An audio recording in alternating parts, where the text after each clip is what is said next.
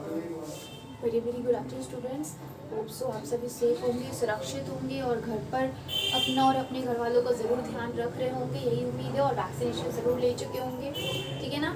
तो आज का हम सेकेंड ईयर का टॉपिक शुरू करते हैं। आज हमको पढ़ना है operating modes of a transistor, कि जो ट्रांजिस्टर है वो किस किस मोड पे काम करता है ना, किस मोड पे वो वर्क करता है। क्योंकि उसके 3 टर्मिनल होते हैं बेसिकली, हमें पता होता है। तो एक होता है एमीटर, एक होता है base and third one is the collector, ठीक है ना। तो एमीटर, बेस एंड कलेक्टर जो टर्मिनल्स होते हैं, इन्हीं के बेसिस पे वो मोड्स पे वो काम करता है। अब वो कैसे वर्क करता है वो हमें देखना है, ठीक है। तो वो 3 बेसिस पे काम करता है। एक होता है उसका कॉमन एमीटर, ठीक है। दूसरा होता है, इसको सीई के नाम से भी जाना जाता है, ठीक है ना। दूसरा होता है common base, CB. Common collector, CC, CE, CB and CC, ठीक है ना। तो common emitter, common base and common collector, ये तीनों ऐसी मोड्स होती है जिसपे ट्रांजिस्टर वर्क करती, चाहे वो एनपीएन हो चाहे वो टीएनटी हो। आप यहाँ देख सकते हो मैंने तीनों में पी एन एंड एन यानी एनपीएन ट्रांजिस्टर का इस्तेमाल किया है। आपको तीनों को मैंने एनपीएन ट्रांजिस्टर के बारे में ही बताया है, ठीक है ना। तो हम common emitter, common base and common collector के बारे में अगर बात करते हैं तो तीनों का बेसिकली डायग्राम तो ये है जो कि सामने दिख रहा है। उसके बाद हम ड्रॉ करके भी देखेंगे। तो मैंने कई बार बोला किसी भी शब्द का मतलब उसके नाम में छुपा है। तो कॉमन जो वर्ड आ रहा है, जो कॉमन वर्ड आ रहा है, वो कॉमन का मतलब क्या होता है? आमतौर, ठीक, कॉमनली, हमेशा, ठीक है ना। तो कॉमन, अब अगर अपन साइड मैथ्स या इंग्लिश की लैंग्वेज में बोले तो कॉमन यानी कि उस चीज को अपन को यूज करते ही रहना है, ठीक है। कॉमन रहेगा वो, जहां भी आप कुछ भी यूज करें वो तो कॉमन रहेगा ही। तो कॉमन एमीटर, कॉमन बेस और कॉमन कलेक्टर का मतलब है कि एमीटर टर्मिनल जो होगा, एमीटर टर्मिनल जो होगा, इसको हम इनपुट के लिए तो इस्तेमाल करेंगे एज वेल एज हम इसको आउटपुट के लिए भी इस्तेमाल करेंगे इस टर्मिनल को। यानी इनपुट भी हम इस टर्मिनल को देंगे और इसी से हम आउटपुट भी लेंगे। सिमिलरली कॉमन बेस में क्या हो जाएगा कि बेस को कॉमन रखा जाएगा, मतलब कि हम इनपुट भी बेस को देंगे और आउटपुट भी हम बेस से ही लेंगे, ठीक है। कॉमन हो गया। उसके बाद कॉमन कलेक्टर में क्या हो जाएगा कि कलेक्टर टर्मिनल को कॉमन कर दिया जाएगा, जिसमें इनपुट जो होगा वो कलेक्टर टर्मिनल को दिया जाएगा और आउटपुट भी हम कलेक्टर टर्मिनल से ही लेंगे। खाली इससे नहीं, एमीटर टर्मिनल और बेस टर्मिनल का भी हम यूज करेंगे, तो अलग अलग हम देखेंगे, ठीक है। तो कॉमन एमीटर की अगर मैं बात करूं, मैं मिटा देती हूँ और ये नीचे बेसिकली डायग्राम मैं बना के छोड़ रही हूँ और यहाँ पे फिर से इन्हीं को डायग्राम देके और समझा के भी बताऊंगा।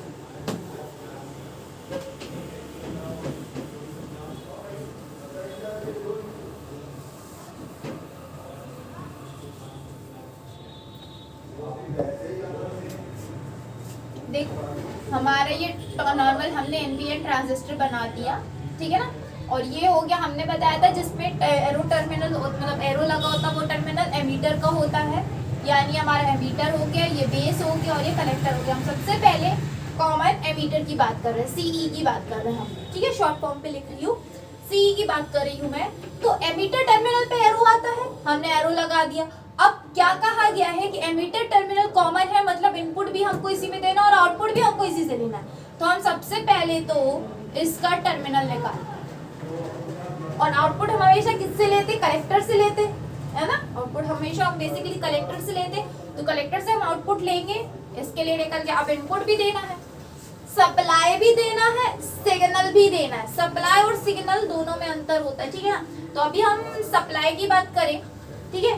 तो हम अगर सिग्नल की बात करें तो सिग्नल तो हम यहाँ से देंगे, यानी सप्लाई, सप्लाई अगर मैं बोलूँ कि मैंने खाना खाया, ठीक, उसके बाद मैंने पढ़ाई की, मैं तो ट्रांजिस्टर हूँ, जो मैंने खाना खाया वो मेरी सप्लाई थी और जो मैंने पढ़ाई की वो मेरा वर्क था, वो मेरा सिग्नल था, है ना। जिसको मैंने पढ़ाई पहले की, मैं थक गई, मैंने खाना खाया, उसके बाद मैंने फिर पढ़ाई की, मतलब जो खाना था वो मेरी सप्लाई थी, मेरी वर्किंग एनर्जी के लिए, ताकि मैं काम कर सकूं। और मैं पहले पढ़ रही थी और फिर बाद में मैंने पूरा पढ़ के आंसर सुनाया। ठीक, तो मैंने इन पढ़ाई की इनपुट और मैंने आंसर सुनाया अपने टीचर को, वो मेरा आउटपुट, और मैंने जो खाना खाया वो मेरी सप्लाई। समझ में आया? मैं ट्रांजिस्टर हूँ, जो मैंने खाना खाया वो मेरी सप्लाई हो गई, जो मैंने पढ़ाई की वो मेरा इनपुट हो गया, और मैंने अगर वो पढ़ के याद करके और फिर मैंने अपने टीचर को सुनाया वो मेरा आउटपुट हो गया, है ना।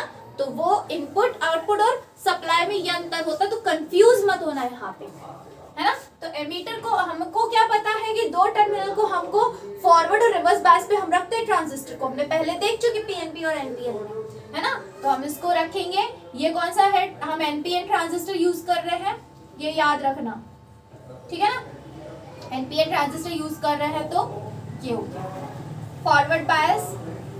यहाँ से हम देंगे इनपुट, ये अर्थिंग के लिए हमने दे दिया, ये हमारा सिग्नल आया इनपुट का, हमने यहाँ से इसको सप्लाई दी फॉरवर्ड बायस, है ना। फॉरवर्ड बायस हमने एमीटर को दे दिया, और क्या कहते हैं, और किसको दिया हमने, बेस को दिया, और सिग्नल भी हमको आ गया, ये सिग्नल आ गया आपका, इनपुट सिग्नल आ गया।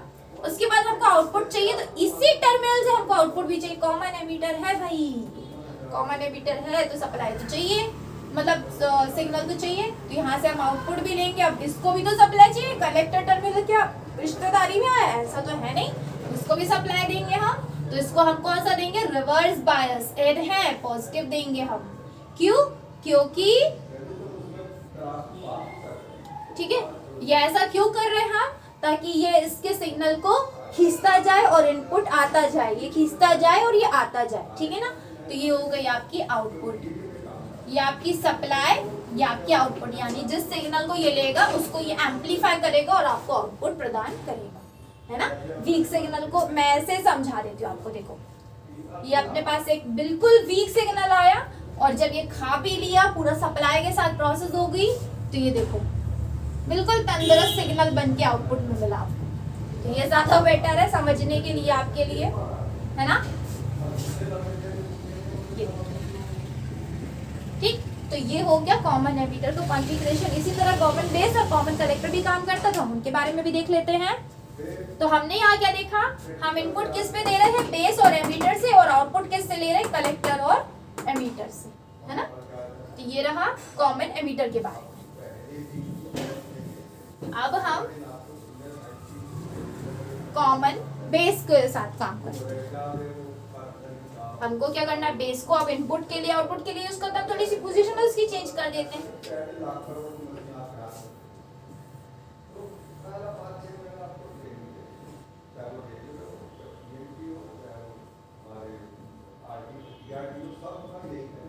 ठीक, ये निकाल दिया हमने, ये है आपका बेस रीजन, पी है ये बेस रीजन को हमको कॉमन करना है भाई, कुछ मत करो। इसको एमीटर को और बेस को हम इनपुट देंगे और सप्लाई देंगे। तो हमने ये दे दिया, ये हो गया हमारा दूसरा चल रहा है कॉमन बेस, ठीक है। तो हम यहाँ से इनपुट देंगे, हमारा सिग्नल जो कि बिल्कुल मरा हुआ थका हुआ सिग्नल आएगा, और फिर सप्लाई भी तो चाहिए, एन है भाई, फॉरवर्ड बायस देंगे हम। ये लो, हमने फॉरवर्ड बायस दे दिया बेस और एमीटर को। अब हमको आउटपुट तो लेना है, अभी हमने खिला पिला दिए, सिग्नल भी दे दिया, आउटपुट तो चाहिए। तो फिर हम इसको आउटपुट लेंगे कैसे, यहाँ से, और इसको भी सप्लाई देंगे हम, एन है पॉजिटिव रखेंगे, रिवर्स बायस रखेंगे भाई, तभी तो ये सिग्नल्स को खींचेगा, आउटपुट मिलेगा। बिल्कुल वीक सिग्नल आपको एम्पलीफाई होके मिलेगा। यही तो है ट्रांजिस्टर का काम, एम्पलीफिकेशन का, है ना। तो ये हो गया कॉमन बेस के बारे में। अब लास्ट में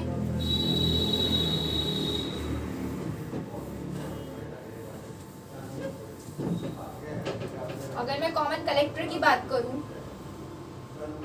ठीक है, last one CC, common collector. अब कलेक्टर टर्मिनल में हमको इनपुट भी देना और आउटपुट लेना। अभी तक कलेक्टर बिल्कुल दूर था इनपुट से, लेकिन कॉमन कलेक्टर में क्या हो जाता है कि कलेक्टर टर्मिनल से हमको इनपुट भी देना होता है। तो क्या किया हमने, बेस से एक निकाल दिया, एमीटर से एक, सॉरी फॉर मिस्टेक, ये ठीक है, ये एम पी और एन, हमको ये कलेक्टर, ये एमीटर रीजन हो गया, ये कलेक्टर हो गया, ये बेस हो गया, ठीक है ना। तो अब हमको क्या करना है, कलेक्टर से इनपुट भी देना और आउटपुट भी लेना। तो देखो कलेक्टर से हमको इनपुट भी लेना, कलेक्टर को हम हमेशा क्या करते हैं, किस बायस पे रखते हैं, रिवर्स बायस हम रख देंगे भाई।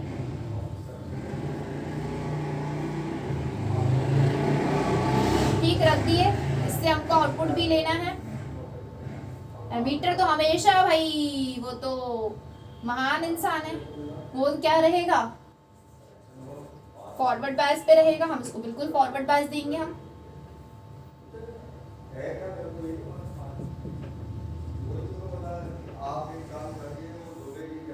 ठीक, और हमारे यहाँ पे इनपुट सिग्नल चल रहा है, सप्लाई तो हमने कलेक्टर को दे दी, एमीटर को दे दी, बेस को यहाँ से मिल जाएगी, खत्म, सबको सप्लाई मिल गई